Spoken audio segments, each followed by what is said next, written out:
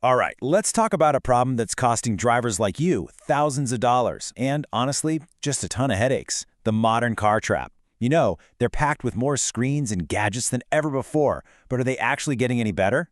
We're going to break down why your next big car purchase could be a huge financial mistake and, more importantly, give you the playbook to pick a winner that actually serves you, not the other way around. Just picture this for a second. You save up for years, you do all the research, and you finally drive off the lot in that car you've always wanted. It doesn't matter if it's a $40,000 SUV or a $100,000 luxury sedan. But then, after just 1 year, that dreaded check engine light flicks on. The transmission starts acting funny, and suddenly you're staring at a repair bill that, surprise, your warranty doesn't quite cover. This isn't some rare horror story anymore. For a lot of people, this is just the new reality.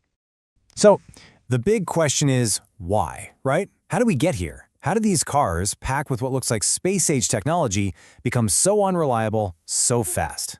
In this explainer, we're going to get right into what went wrong. And I promise you, we're going to show you exactly how to find the cars that are still built to last. Okay, let's start by just getting a handle on the scale of this problem, because we're not just talking about a few bad apples or some isolated lemons. The data is showing a real industry-wide drop in quality, and honestly, it's getting worse every year.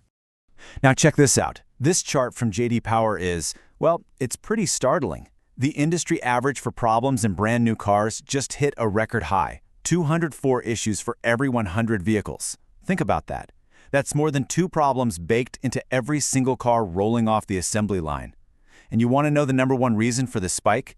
It's all the new complicated tech, the infotainment systems, the driver assist features failing left and right. And when these things go wrong, the financial pain can be absolutely massive. This number, $9,000, that's what it could cost you to rebuild the engine on a really popular luxury SUV, like a Range Rover. And it's often because of a well-known catastrophic design flaw. This isn't just a quick fix. For thousands of owners, it's a financial time bomb. So, what's really at the heart of this mechanical nightmare? Well, it's the industry's obsession with making things way too complicated. In this race to look innovative, car makers are just cramming in all this complex, unproven technology that, frankly, just isn't ready for the real world. And this right here perfectly illustrates the problem. A recent study tested how long it takes a driver to do simple things, like turning on the heat or finding a radio station. With good old-fashioned physical buttons, it took about 10 seconds. With a modern touchscreen, almost 45 seconds. At highway speeds, that means your eyes are completely off the road for more than a kilometer. This isn't just inconvenient, it's incredibly dangerous. It all boils down to this key idea: engineering immaturity. It's basically the trend of rushing new tech to the market way before it's been properly tested and proven.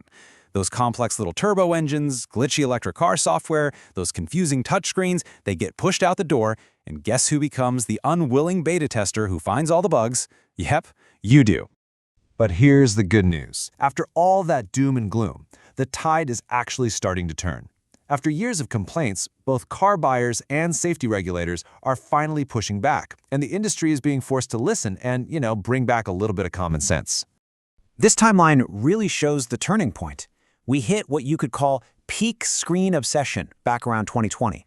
But now, thanks to all that pressure from customers and new safety rules, things are changing. Starting in 2026, the big European safety agency is actually going to penalize cars that hide basic things like turn signals or hazard lights inside a touchscreen menu. It's a huge deal. And get this, it's not just the regulators.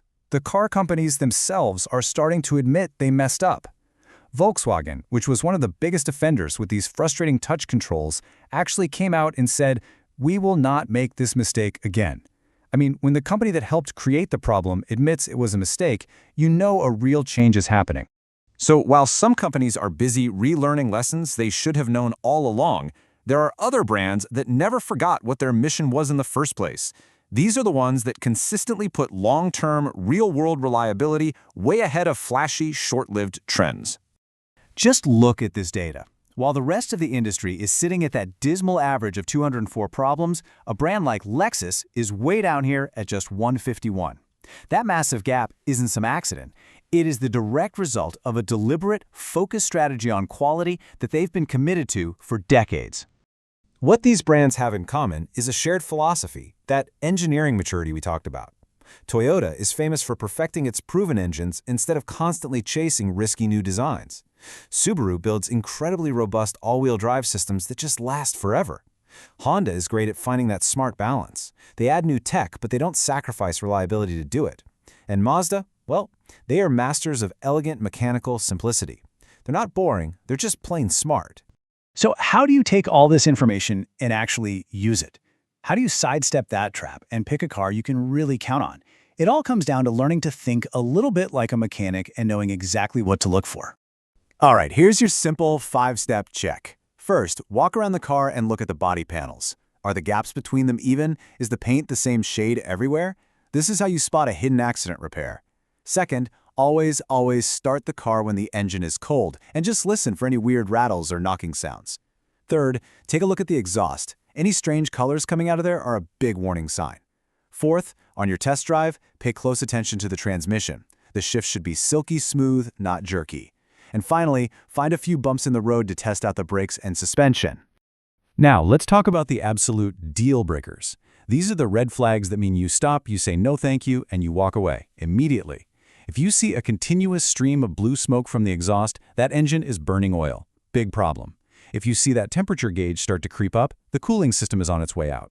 If the transmission jolts or bangs between gears, you're looking at a huge repair bill. And maybe the biggest one of all, if a seller refuses to let you get an independent inspection, just run. And all of this brings us to one last, really fundamental question. It's a question that cuts through all the marketing hype and gets right to the heart of what a car should actually be. What is true technology in a car, really? Think about it. Is real, meaningful technology about having the biggest, most complicated touchscreen? Or is it about the deep, brilliant engineering that lets a car drive for hundreds of thousands of kilometers without ever leaving you stranded on the side of the road? When you go to buy your next car, that's the question you have to ask yourself. Choose wisely.